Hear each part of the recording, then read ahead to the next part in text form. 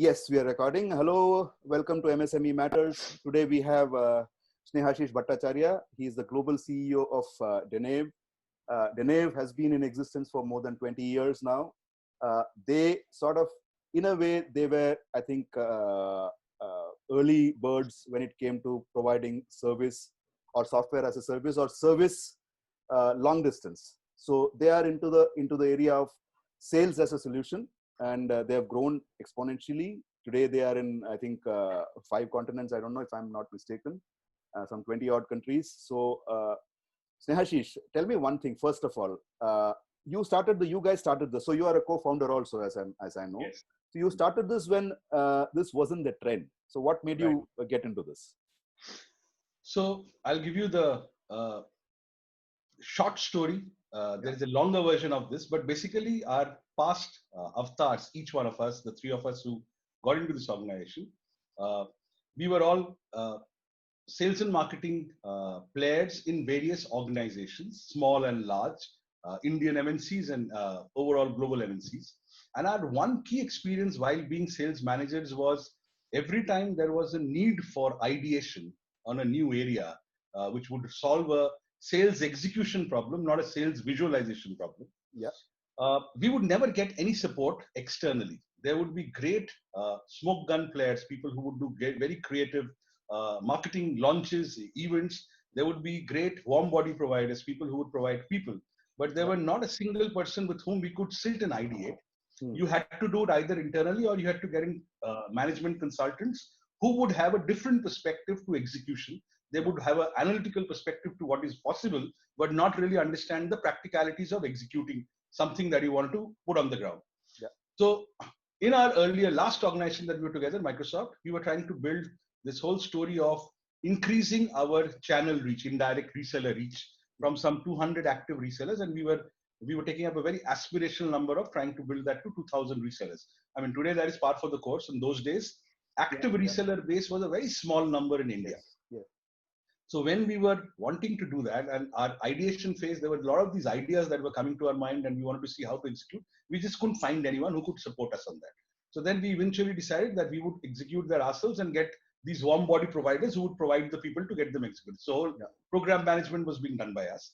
So when we started doing that, we realized that there was a very strong need from India perspective, where the IT penetration at that point of time was probably about 30%, not even 30%, actually, less than that. 20%. There used to be this ITABS document that some of these guys used to come up with. We felt that there was definitely an opportunity for us to look at outside of the top tier 1 cities to take IT channel into the market. That's how the whole story started. And obviously, the environment in the country in those days also made it feasible for us to jump in. I mean, till before that, starting something of your own was like a huge barrier that you had to cross in terms of thinking about money. But that was the period when the whole VC boom was going on. Everyone that we knew around us was jumping ship, stopping their existing roles and moving into new organizations. So we also got waylaid by that thought process. And since then till now, there's been a long journey on that. So that's how we got started. Yeah. So now, see, what is interesting now, Snehashish, is that when you talk about the MSMEs, which is what we are actually want to cater to, or we are catering to, the biggest challenge that these guys face is about also sales. And especially in the current scenario where there is distancing. I mean, like we spoke before the show, we said social distancing. There's no social distancing. It's actually physical distancing. Right. So what do you see there as a paradigm shift that needs to happen where MSMEs can actually go out and get back into circulation? Because currently everything is sort of, especially the MSMEs in the manufacturing. Right. Where do you see that going now? So I will address that in 2 ways. I will address it, one, from our experience when this whole social distancing or physical distancing was not really a norm or a mandate, and you still had an option, and still the problems that we face while building up a sales engine for ourselves. And then I'll talk about in today's scenario how that can be looked at. So when we were building our company about 21 years back, like every other MSME in this country, while there are, I think today, lots of policies and lots of options for MSME to leverage in terms of probably finances, infrastructure, but there is still a long distance before that gets executed well in terms of the way they get implemented on the ground. We had similar challenges those days without these policies and without these infrastructures, without banks backing us up. Yeah. From a sales perspective, our biggest challenge was obviously reaching out to customers without using our past background as the key driver. So we were very clear that we would not use our Microsoft name or our Wipro names to build our base. So we didn't go back to our existing organizations to start building up the business, because we wanted to figure out whether it was possible for us to create something on our own. I think the only way that we managed at that point of time was, there were 3 of us co-founders. We realized our vision of what we wanted to create was only best executed by us directly. There was no way you could outsource that to a team. So what we did was, and obviously as an SME, your ability to attract talent, your ability to attract the quality of people that you have is also limited. Yes. So what we tried to do at that point of time was, we picked up people who sold themselves to the story we were selling them, as in who accepted the story that we were selling them. So they did not question the potential in what we were saying could be done. And we got them into basically follow execution of what we were thinking through and strategizing. And what we did was, between the 3 of us, we took up the 3 pivotal roles. I took up the role of the delivery person who would execute what we were committing to a customer. One of my partners took up the role of the visualization and customer acquisition role. And the third partner picked up the role of managing the operations in terms of finance, HR, and all of that. So we completely dirtied our hands. None of us were from those respective fields. We were all basically sales managers in our past life.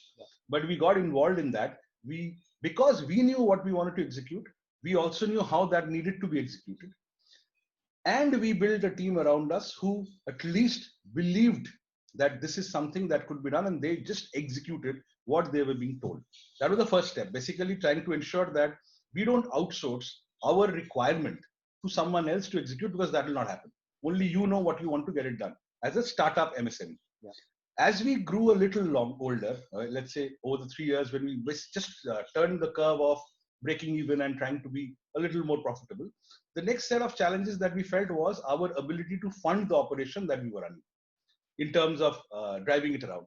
That is where what we did was, we looked at using marketing mechanisms, and today that is much more evolved. Those days marketing mechanisms were like, I'll give you an example. We were talking about creating an umbrella event for brands to attract walk-in customers into a high traffic area and try and get them some point of sales quickly. So we called it Extreme Plaza. We went and signed up with various larger brands who were not going to be working with us otherwise, because we were still not a known entity, and went back and committed to them that if you were to execute an event, it would cost you a certain amount of money, let's say 10 lakhs of amount, to do the kind of event that you as a big brand want to do. I will get that executed for you for 1 lakh. And I will ensure that in that execution that I do for you, I will not allow any other competing brands to be present. So I'll tie up with 10 other people or 9 other people. And between the 9 of you, I will leverage the location. I will leverage the walk-in profile that I want to do. And I will ensure that each one of your messages complementarily are driven across so that you get an output. That was one of the turning points for us to go up the ladder in terms of the profile of companies that we could work with. I'm talking from a sales perspective. We managed to tie up with an IBM, we managed to tie up with an Intel, we managed to tie up with a Xerox, all these guys who would otherwise not work with us at all till before that.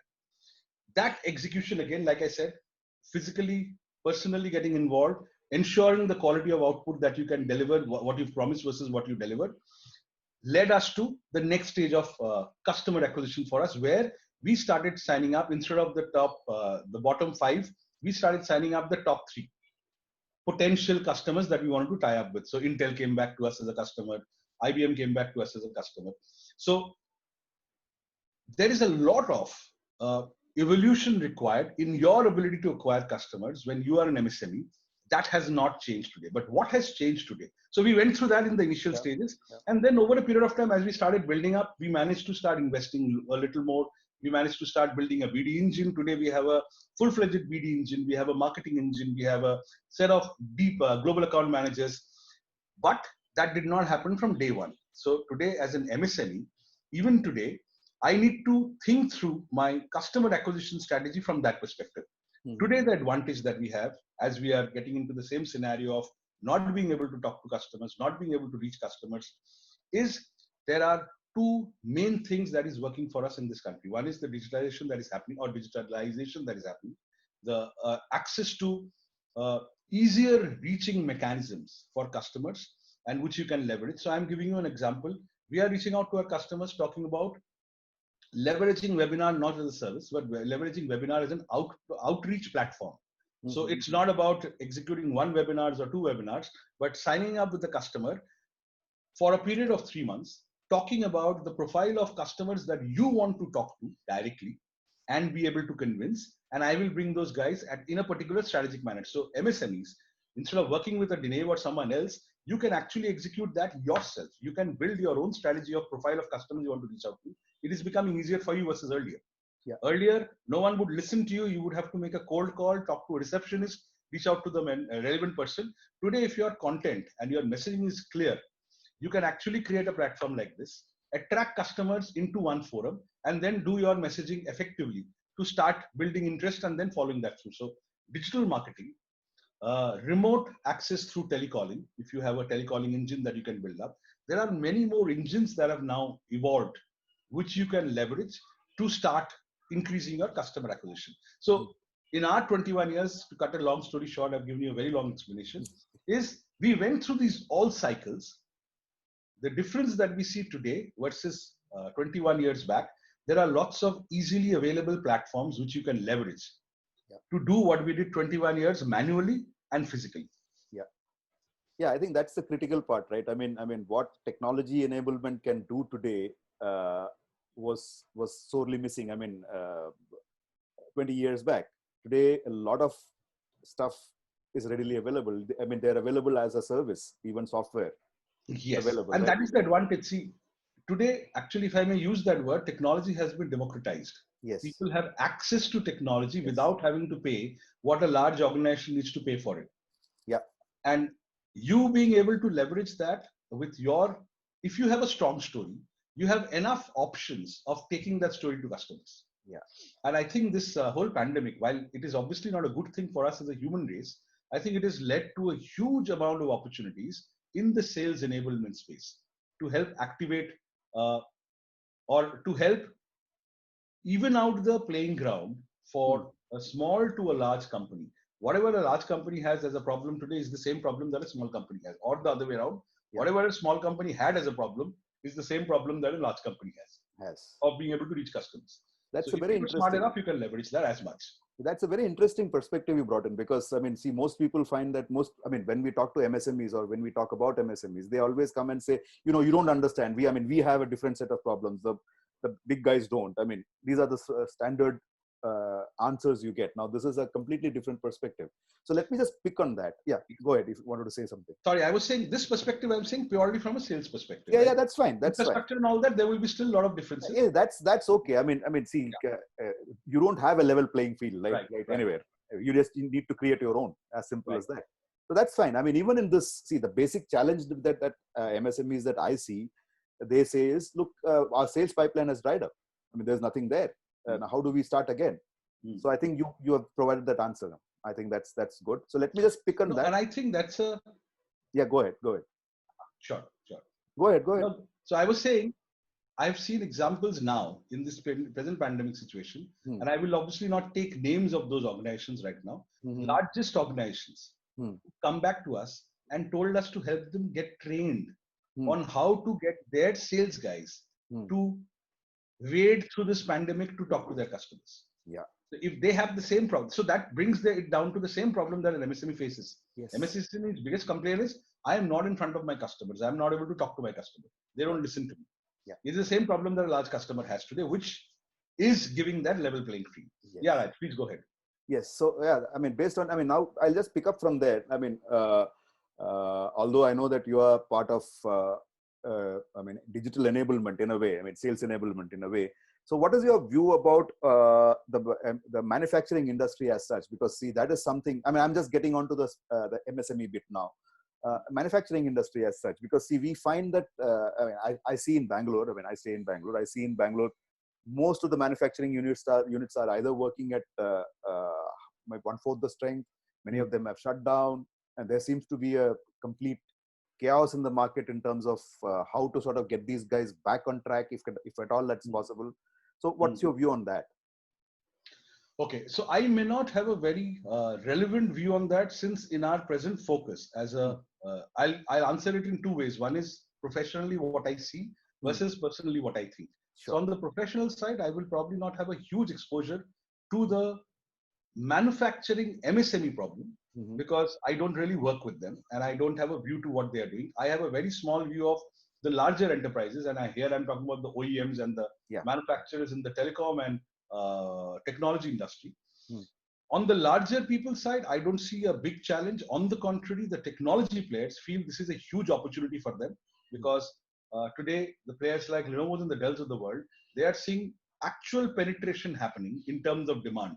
What they used to do earlier effectively in tier 1 and tier 2, they see similar levels of walk-ins, conversions, average store sales, as well as premium mixes happening all the way up to tier 5. So I don't think in the technology and the telecom industry, manufacturing side, they have a big problem in terms of demand. Their present problem probably is the supply chain. Their present problem, because there is a huge amount of dependence outside of India for them to deliver their equipments to their customers. That is where probably there is a big challenge, and that is where they are having to curb their revenue potential. Yes. Now on the personal side, based on whatever I see around me, friends sides or people side, I think the biggest challenge that the manufacturing segment has faced, as per me, is access to capital at the time when they are not selling. And when I look at outside of India, we have an operation in UK, though a very small operation, but we've seen what was happening there. Got an operation in Malaysia, we've got an operation in Singapore. The kind of SOPs that the governments gave in this particular period for these manufacturing organizations, what they basically needed, any manufacturing entity, a small entity, worth its salt, as long as they have a great product, was to be able to continue production without demand, or continue paying salaries without demand. So I saw, at least in these three countries, there were SOPs given. We were given furloughs, option of furloughs by government in the UK, where even if I did not have a demand, though we did not really require to leverage it because we were a services company, but what they basically did was, if you do not have a demand and you want to put an employee outside the present payroll, you can put them on a government furlough, which means the government would pay 80% of their salary up to a certain slab, and for a particular period, which they stopped in August when the market started coming back. But now with again lockdown happening in Europe, I see that coming back again till June next year. So that is one, providing access to money to continue their operation for a certain period of time. The other problem that I saw, again, I'm talking about personal view that I have, manufacturing entities was of, they are heavily dependent on skilled and unskilled labor, depending upon which manufacturing industry they belong to. On the skilled labor side, they might have had a lesser bit of a problem, but on the unskilled labor, they also had a huge problem of migrating workforce. Access to labor to get their work done when the demand spiked, because I think post the lockdown in India, after the first 2 months of lockdown, there was a spike in demand, at least in a certain set of manufacturing industries, consumer durables, telecom, all of those places. I saw a spike in demand. Their ability to provide or quickly cover up that demand through production, I think also got limited because of access to workforce, which is where I feel if the state governments, and I think a few state governments are probably trying to do that, create better policies, labor earning potential policies for all these migrant workers in their respective states.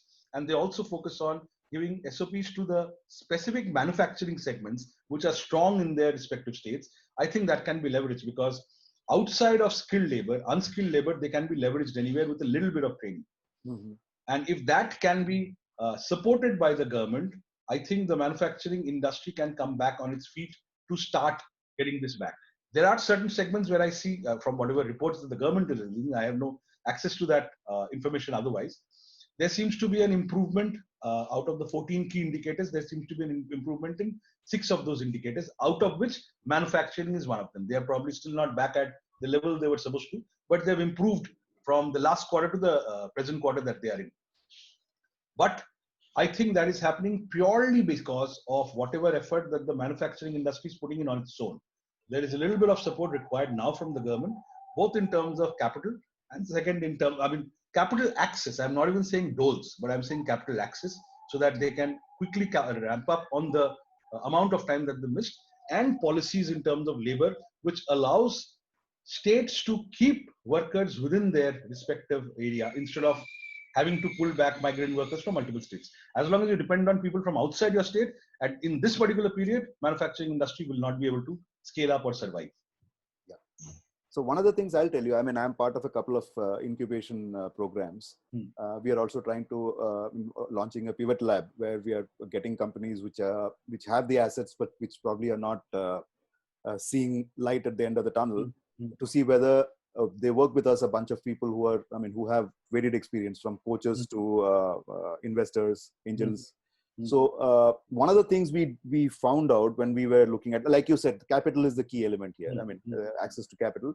So even when access to capital is made, the first thing that the guy tends to do is he puts that money, extra money he gets, in something like, say, clearing off his GST dues, or I mean, it's unproductive.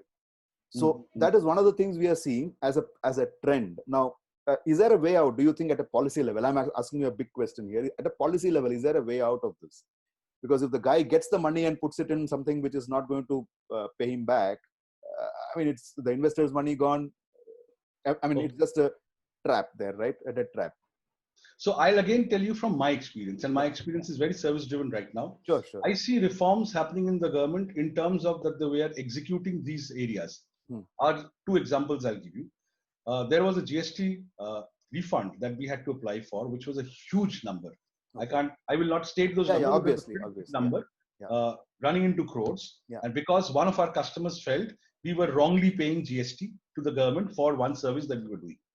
We went back and told that customer initially that we felt it was correct, but eventually through a lot of consultants and all that, we realized that yes, they were correct. There was a not necessary, we were not required to pay that GST. So we applied for a refund. We told the customer, it'll take you 3 years. We got that refund back in 6 months.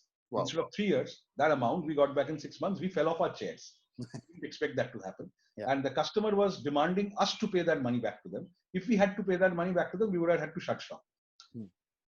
That is one thing that I saw. Second, our own experience ourselves. Every year, we have I would say account receivable from the government, running into crores basis TDS refunds that we are supposed to pay back, that we're supposed to get back. Every year we keep on trying to, I mean, we are advised by people to go and talk to someone, interact with someone, and it never goes anywhere. This year we decided, and primarily because of the pandemic, we decided let's take the court route. We went and filed a writ against the government for all this money that was due to us. Raj, again, I'm telling you, I was surprised. That amount of money in 1 month came into our bank account. Wow. So there are two things that are happening right now. One, I see there are certain reforms happening that may or may not be helping certain upcoming manufacturing MSMEs at this point of time. But I think there is also one thing that is not happening by this government is awareness of how to go about getting their work done. The GST policies, the tax policies that are happening, I see a reform in the way they are being dealt with right now. I think most of us are at this point of time so used to not approaching the problem directly and trying to go around the problem to resolve it, which is what leads to complications. I think if an MSME, and this is very, very rhetorical and may not be supported by data points, if I as an MSME, I'm facing a problem of having to first pay my dues before I can build my business, I have a recourse to the courts. Let me go back and file a writ into the court saying, as a country, what do you want me to do? And do you want me to first pay my dues and then build my potential? You're talking about Atmanirbharta and you're talking about building a Make in India story. You give me an opportunity where allow me to pay this out, and I understand the country also needs its money back because the government has to invest somewhere. You give me an option of paying this money back over 12 months. You give me a structured option and without having to go to any touts or anyone else to get that cleared.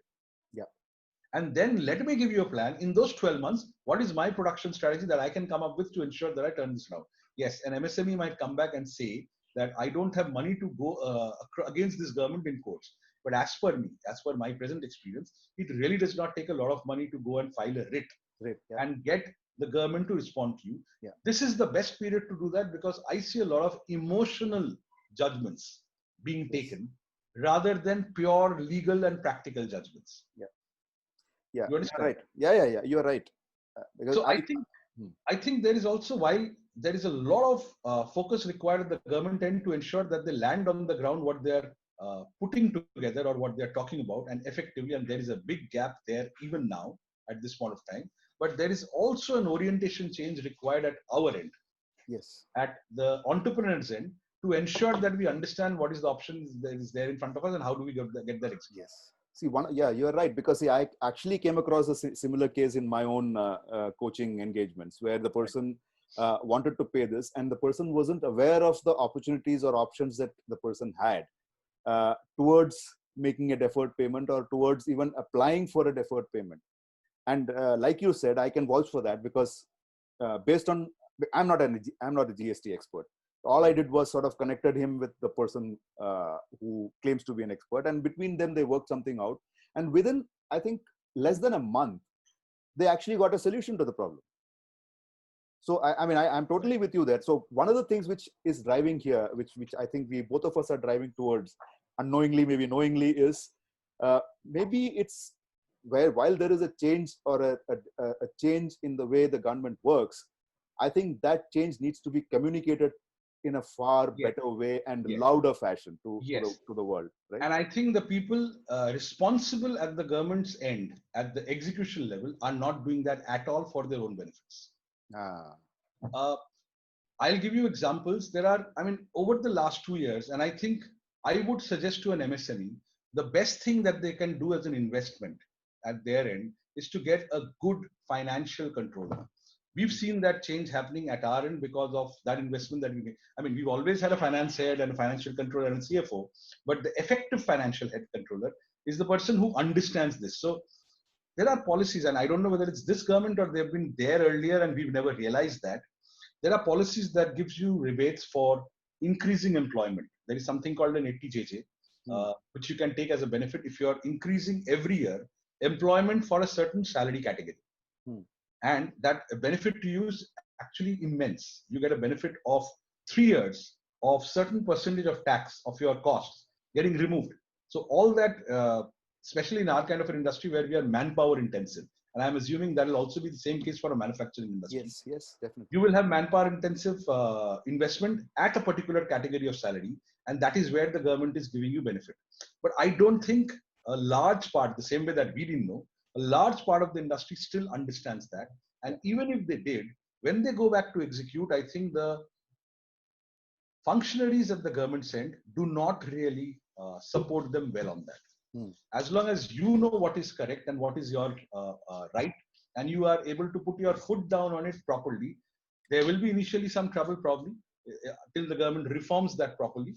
But there are these options available to you which can. So one, rebates in terms of providing more employment opportunities, rebates in terms of building scale, the MSME advantage that we have in terms of getting low interest capital if you are registered as an MSME. Third, where I see a lot of MSMEs right now, and I'm talking about probably non-manufacturing as well here, who have the problem of customers not paying on time in this country. And that is actually a big pandemic outside, below a certain category of customers that you talk to. And the government has a policy of ensuring that does not happen. But again, I think the execution there is the big challenge.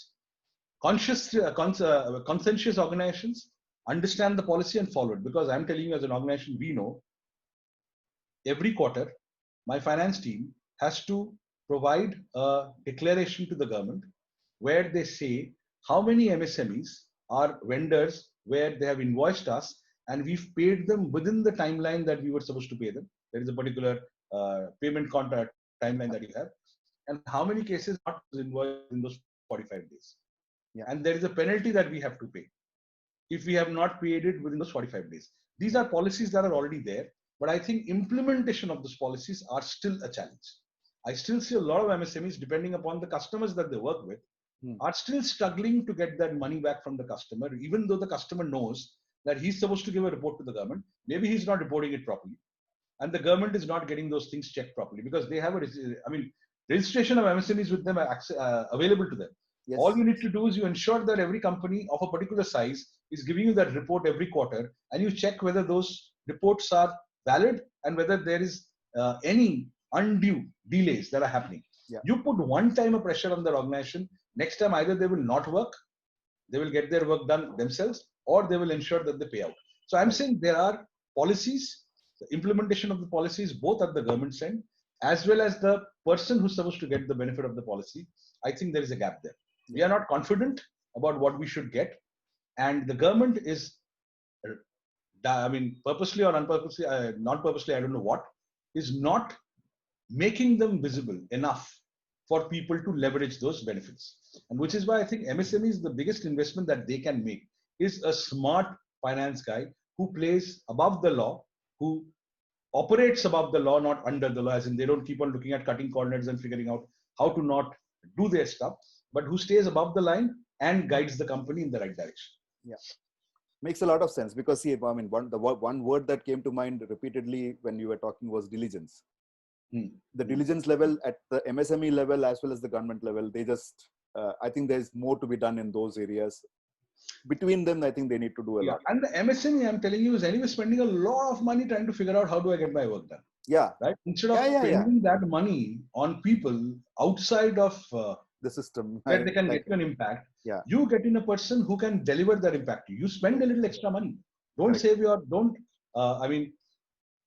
don't be penny wise and pound foolish. Don't get in a substandard finance person who can't help you. Pay a little extra money and get that finance guy who will actually ensure over a certain period of time that investment gives you 5 times the returns.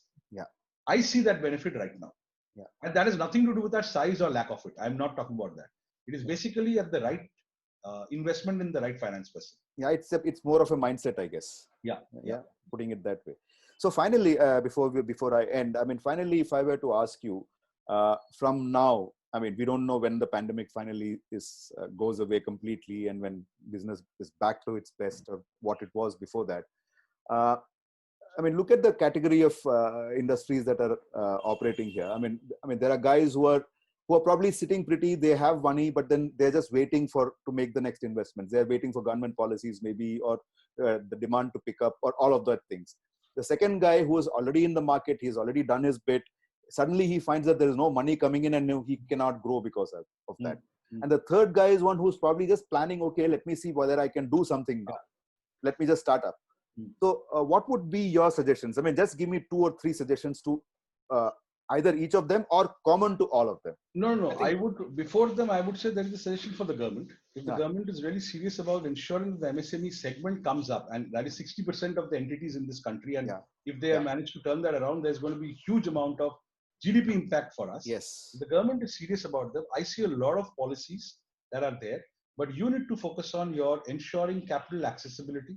You need to ensure infrastructure availability, and you need to ensure certain compliance easing up that needs to be done for MSMEs. Don't give them options which is unfair, but at least give them options that allows them some breathing space to focus on building what they can do best. And in that scenario, the government also needs to have an evaluation mechanism to decide which areas do you want to focus on to give them that breathing space. From an MSME perspective, the person who has the money, I think this is the best time for you to leverage that money, as per me, instead of sitting on it, holding on it, because if you sit on it anyway, the value of that money is going to consistently go down, and you don't know how long this situation is going to last. For a person who's not having the money, I would say he needs to go back and focus on aggregating that money through a right investment in the finance side. Obviously, he would have been running the business for some time. There would be, see, if it is not a good MSME, this is the best time for him to close down. If they don't have a good product, if they don't have a good process to run a business, if they've been only existing basis loopholes in the system, those guys should completely go away from that focus, because they will not survive beyond a certain point of time. But if you are worth your salt and you have the right systems and the processes in place, right product to provide, and you are getting stuck because capital access is becoming a challenge, you invest in the right finance person to come back and suggest to you how can you leverage the present policies, and there are quite a few of them, in the government to improve your. So I'll give you an example, and this is something that my advisor has been pushing me, and we dragged our feet because we didn't have an understanding. We work in a services environment where we do a lot of our working capital requirement basis factoring services, basis invoice discounting. The banks charge me a certain, private banks charge me a certain percentage. Depending upon the size, initially we used to pay some 15%. Today we've probably come down to 9% and 8%. You have an option to leverage the government's platform called TREDS, where there are lots of these NBFCs and government bodies who give you discount, bill discounting, depending upon the customer that you're working with, at a much lower percentage. And the biggest advantage there is the government takes the responsibility of extracting the money out of the customer. So an MSME who has a problem where I have delivered service to a standard good size company, but they're not paying me, if I get that bill discounting through the TREDS, I register myself, and there are 3-4 platforms provided by the government under that umbrella. I register myself and get my bill discounting. Most likely that the chances of my working capital flow getting impacted will get reduced. We are also figuring that out ourselves and getting into that, but I'm saying there are these options. So get the right finance person to guide you through this process, either as an advisor or a financial controller. If you are an MSME who has everything going for you, but the money. If you are a person who has a great idea and you are not yet getting into it, got into it, then first, if your idea is good and if their idea has a story to tell, I think there is an opportunity for you to get into the market right now, as long as you have access to capital yourself. Do not depend on capital that will come from third parties, unless you have a great story which can get invested by VC or a P fund. A P fund anyway will not be there. There are enough seed capital investor options or VC options that can lead you through that. But as per me, if I was who had a great idea but no money, I would first figure out where will I get the money from before I go back and implement that idea. Okay, terrific. I think that sums it up very well. So I think I should thank you, because I think I've taken quite a lot of your time. I promised half an hour and we have gone on and on. I think it's fine, been very interesting. I talk a lot more than what I should. No. For explanation, I probably no. This was no. You gave fantastic explanations. I think most of what you said makes a lot of sense to this segment of industry, because today the situation is such that there is there's a lot of doubt in people's minds. I think a lot of what you said, I think, would go a long way in clarifying some of those doubts. See, I would only say one point there. There are two ways of us to lead this entrepreneurial journey, or for that matter, our professional life. Either we lead it in a positive way or we lead it in a negative way. There are enough reasons for us to be negative. There are conditions, situations, global environments that can make us negative. But if we are going to only look at it from a negative perspective, I don't think we deserve to be an entrepreneur, or we deserve to be a professional building a business and opportunity. The only option is positivity. And that's why probably my answers were more bordering on positivity. There will be a lot of people who may or may not agree with it, but the way we run our business is what we see. And I think that has been holding us in good stead for the last 21 years. We've gone through multiple curves. So I think that is what counts. 21 years you have been positive, and the business is standing and growing. I think that tells its own story. I don't think there is any other story to be told there. Thank you, Snehashish. Thank you for spending time with us on the show. So look forward to more such shows. Sure. Thank you again.